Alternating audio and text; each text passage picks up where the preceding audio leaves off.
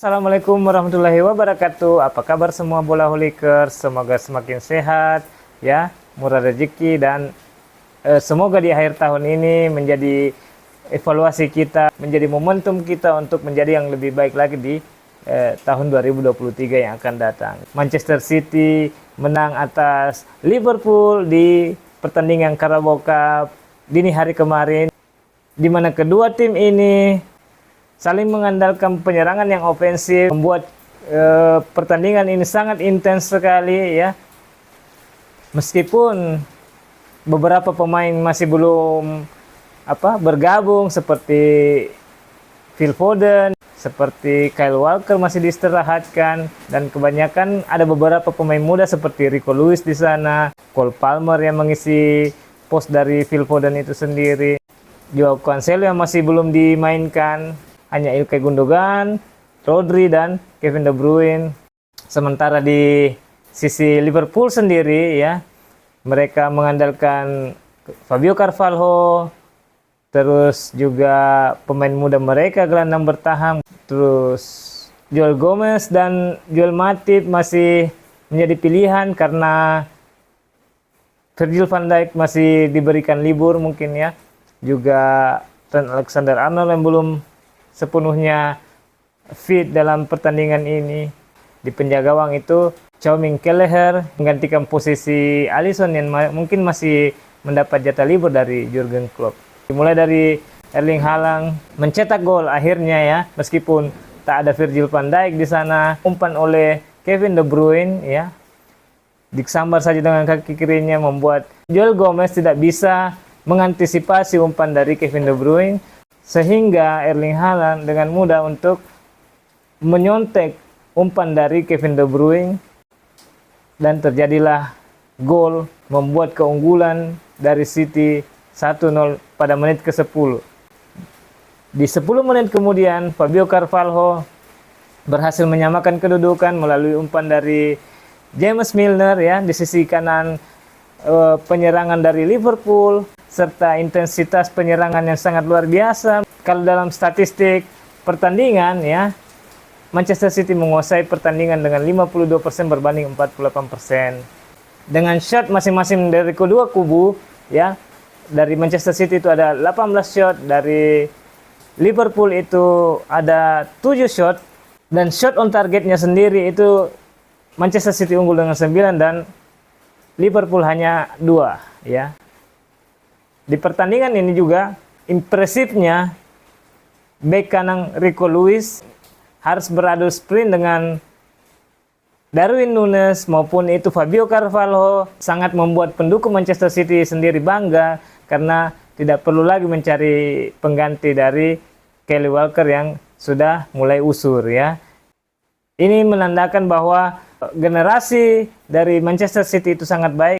Akademi produk dari Manchester City setelah Phil Foden itu sendiri telah dilanjutkan oleh Rico Lewis. Pemain berusia 18 tahun ini memang produk yang sangat bisa menjanjikan untuk mencapai karir terbaiknya di Manchester City, karena dia sama sekali tidak takut untuk berduel dengan Darwin Núñez ataupun Fabio Carvalho. Anak muda ini juga punya kesadaran bertahan yang lebih baik dan tak takut untuk berduel dengan pemain-pemain sekelas Darwin Núñez. Bahkan Pep sendiri sangat memuji, ya, bagaimana performa dari Rico Lewis sendiri ini. Kembali ke Manchester City pertandingannya, ya. Gol dari Riyad Mahrez, ya, menambah keunggulan di menit ke-47 melalui umpan dari Rodri.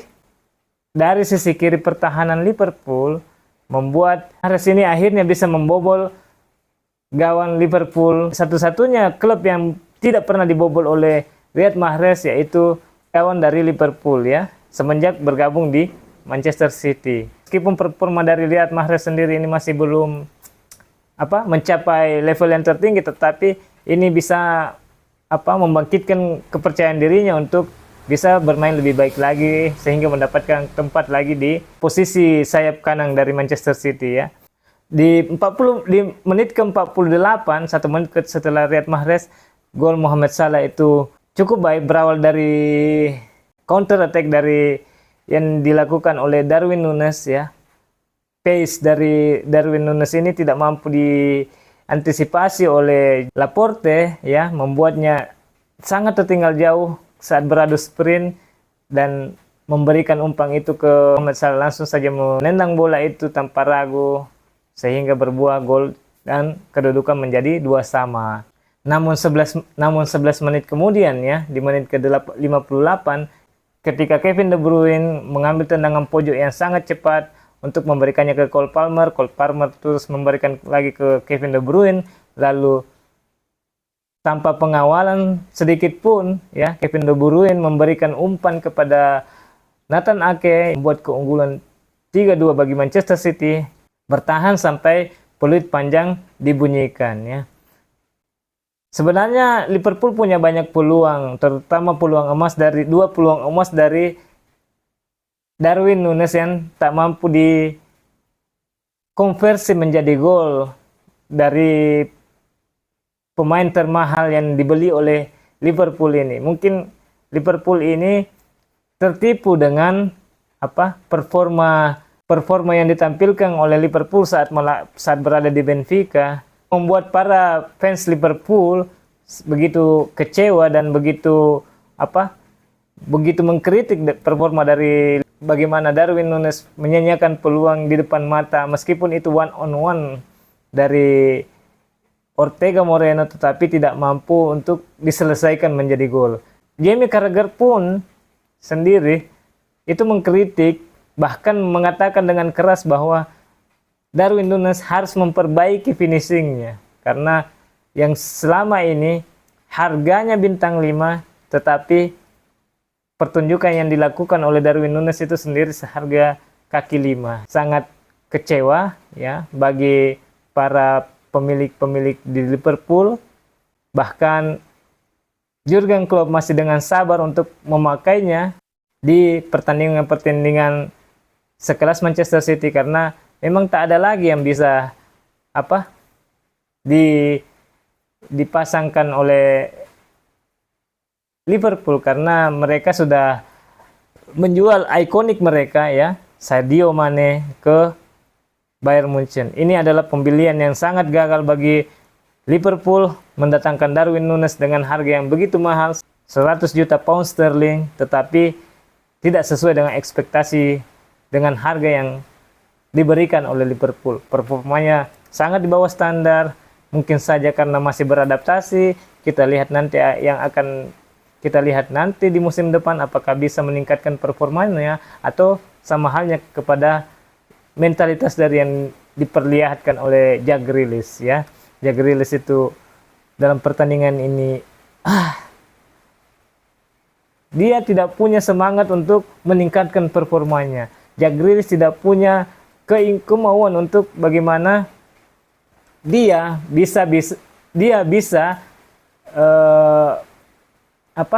memberikan yang terbaik ke Manchester City. Ini mungkin tipikal main Liga Inggris yang overrated ya, sangat tidak sesuai dengan harga, menjadikan bagaimana mungkin di tahun depan bisa masuk dalam daftar jual di Manchester City, karena kita tahu sendiri bahwa Pep Guardiola itu akan diberikan kepercayaan penuh untuk bagaimana membelanjakan pemainnya yang tidak sesuai dengan skema di Manchester City, seperti hanya Jack Grealish ya, mungkin saja akan dijual. Yang mungkin akan menggantikannya yaitu mungkin Bukayo Saka ya, yang bisa menambalnya di situ. Juga mungkin Rafael Leao yang selama ini digadang-gadang untuk bergabung ke City, atau mungkin juga winger dari Napoli yang sedang naik daun ini ya. Ya, kita tunggu saja, dan akhirnya Premier League akan kembali bergulir di tanggal 27, sementara Manchester City akan berlaga di 29 ya, dini hari. Itu akan melawan Leeds United. Dan setelah itu di Januari mereka akan padat sekali laga Manchester City yang akan menghadapi tim-tim besar. 2 kali bertemu Liverpool di FA Cup dan di Premier League ya. Setelah itu akan menghadapi Tottenham, setelah itu akan menghadapi Manchester United, diharapkan semua pemain dari Manchester City itu akan kembali bugar setelah awal tahun di Januari nantinya, karena kita tahu bahwa padatnya kompetisi di setelah pertengahan musim itu akan menentukan siapa yang akan juara di Premier League, karena kita tahu sendiri bahwa Manchester City terpaut 5 poin dari pemimpin klasemen Arsenal yang saat di awal musim sampai pertengahan musim ini begitu konsisten dalam bermain di Premier League selama awal musim sampai di pertengahan musim ini. Dan pertengahan musim selanjutnya itu akan menjadi patokan siapa yang akan menjadi penguasa di Premier League, siapa yang akan bisa meradu taktik rotasi mereka untuk bisa memberikan permainan yang konsisten dalam setengah musim berikutnya di Premier League ini. Ya, terima kasih telah menonton channel ini. Mohon maaf jika ada kekurangan. Tetap semangat dan God bless you guys. Salam bolaholic.